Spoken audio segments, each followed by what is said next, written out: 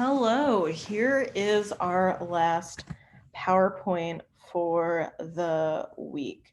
Um, this is going to be split into two parts. I am going to read and lecture some of this to you, but some of this information, again, very text heavy and would actually probably be better for you to just be able to reference. So you are getting half of this as lecture and the other half to read. So today we're talking about Garrett Hardin's Tragedy of the Commons, which you read, and it's important for you to know this because it was a landmark essay in environmental thinking and it was published in 1968. It's also important for you to know this because he taught at UCSB starting in 1946, and he served as a professor of human ecology from 1973 until he retired in 1978. Um, he wrote The Tragedy of the Commons to question that. I think that I am missing a couple lines here. I don't think when I made all of the text white from black that everything came through. So he wrote The Tragedy of the Commons to question um, popular thought about what the environment is and what humans' relation to it needs to be, but also the role that population needs to play while humans are having their relationship with nature. The tragedy of the commons is basically this. You have use of the commons that is below the carrying capacity of the land. All users benefit from it. That is awesome. However, if one or more users increase their use of the commons beyond its carrying capacity, then the commons becomes degraded. This comes at the cost of degradation is incurred by all users. So all of the issues that come from this, the overuse by some impacts all. And unless environmental costs are accounted for and addressed in land use and practices, eventually the land will be unable to support the activity. So, commons is a term that's used in environmental science and studies and means any shared or unregulated resource, such as atmosphere, oceans, rivers, ocean fish stocks, etc. It's used especially when thinking of sustainable development, which is the coming together of economic growth and environmental protection. It also comes up in fields including economics, evolutionary psychology, anthropology, game theory, politics, taxation, even, and sociology.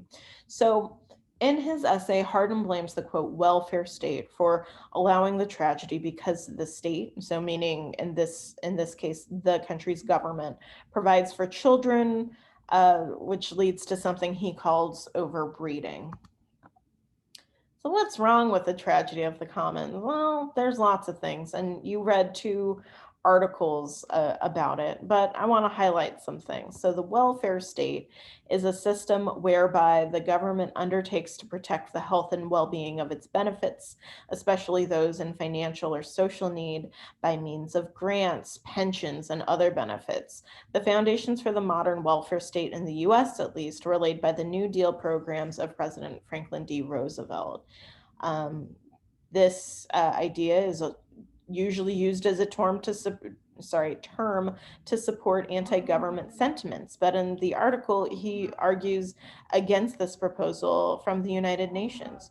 The Universal Declaration of Human Rights describes the family as the natural and fundamental unity of society. It follows that any choice and decision with regard to the size of the family must irrevocably rest with the family itself and cannot be made by anyone else. And this was made by Thant, which part of a statement of population by the Secretary General of the United Nations. So, what's wrong with the tragedy of the commons? Like, also, Hardin also got the history of the commons wrong. These areas were pretty well regulated historically by local authorities and have been for hundreds, if not thousands of years. They were not free for all grazing areas for people to use at the expense of everyone else. That understanding is is not only ahistoric but really presumptuous of what indigenous peoples especially had access to, and how they built their communities and how they understood their role in communities. uh, but even indigenous people aside, even in the global west, that's seemingly willful misunderstanding of even how different, for example, in England, how different serf and class systems worked, with lords and ladies controlling the land and controlling the sense of its use. So I would argue that the biggest tragedy, really, in the tragedy of the Commons, is that it was used to support racist and classist politics. Some examples from the text: freedom to breed is intolerable. Quote, children of improvidence, so that's spendthrift or thoughtless, parents starved to death. And then, if we love the truth, we must openly deny the validity of the Universal Declaration of Human Rights. All of these, at least to my mind and heart, are big oofs, big oof. Those are really messy things to say. Those are really racist and classist things to say. And it's important to note that Hardin, even though he's a professor, he lived his truth, and he lobbied Congress against sending food aid to poor nations because their populations, quote, threaten Earth's carrying capacity. Uh, Also, it's really important to note that neo Nazis currently cite Hardin to justify racial justice. And that's because he's a eugenicist. So here's a very, very quick history of eugenics that, again, another topic I would love to get into with you further if you have any interest. This kind of starts with Sir Francis Galton, who was inspired by Darwin's Origin of Species. He believed societies in favor of spending resources on the weak were in opposition to natural selection. He defined eugenics as the science which deals with all influences that improve the inborn qualities of a race, also with those that develop them to the utmost advantage.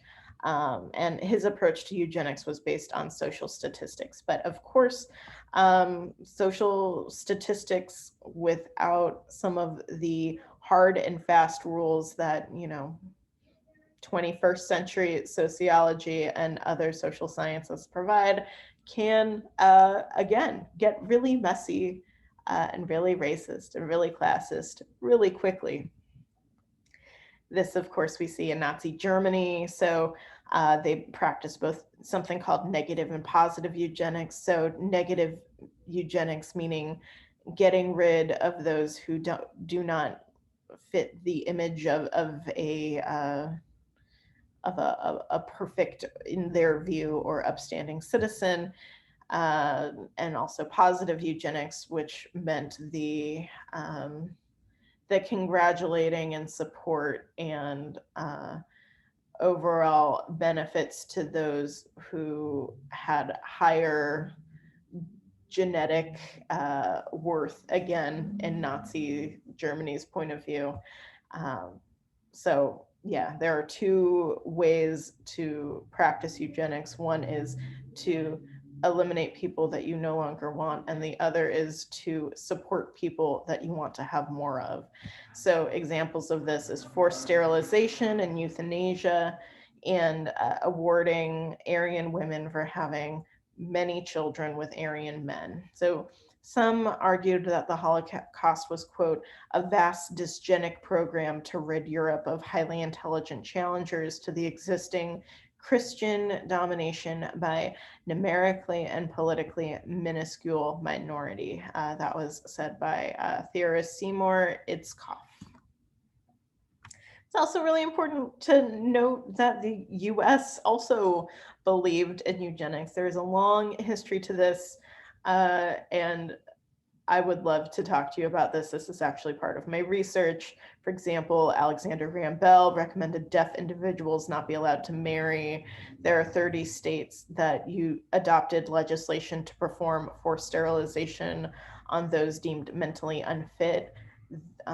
There are some places that still do that today, and this practice is still unsettlingly very common in the mass incarceral state that we live in.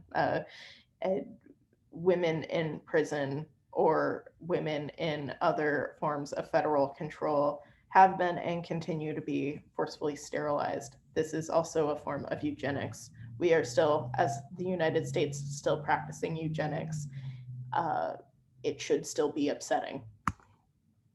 So I bring this example up because Garrett Hardin is an example, a very local example, and very local with an L, but also vocal with a V example of environmentalism's racism. There's tons more that we will talk about throughout this course, and there's tons more that we won't even be able to talk about in this course. But it's important to note this, and it's important to think of this as we continue in this class and think about who we are listening to give information and why. So what do we do with environmentalism's racism besides just feel really gross for a while? Is that the first thing we need to do is make sure that we're making space in our lives and our study and our minds to acknowledge that it is present and to work on being anti-racist in environmental spaces, whether it is in environmental studies classes, whether it is in environmental labs, whether it is in national or state parks, whether it's at natural history museums. We need to make space for these things in the institutions, especially that we're part of, but also within ourselves. Another thing is we need to know that environmentalism and environmental study is not just a US or global West invention. There is a long history that needs to be much more talked about, especially in environmental studies disciplines and within environmental studies itself. There are people like colleagues in our department who do this kind of work. Seek them out based on what you are interested in and take classes with them, learn from them, find people in the community, learn with them, be led by Black, Indigenous, people of color leaders who are speaking about the environmental issues that are impacting their communities. Listen to them, give money to them when you can, and help them when you can. You also need to respect narrative and lived experiences. Remember, these are direct and qualitative sources. It's also very important to study climate grief, which is experienced even more keenly by Black, Indigenous, people of color. And of course, reaffirming Blackness and anti-racism in environmental spaces. This is so important.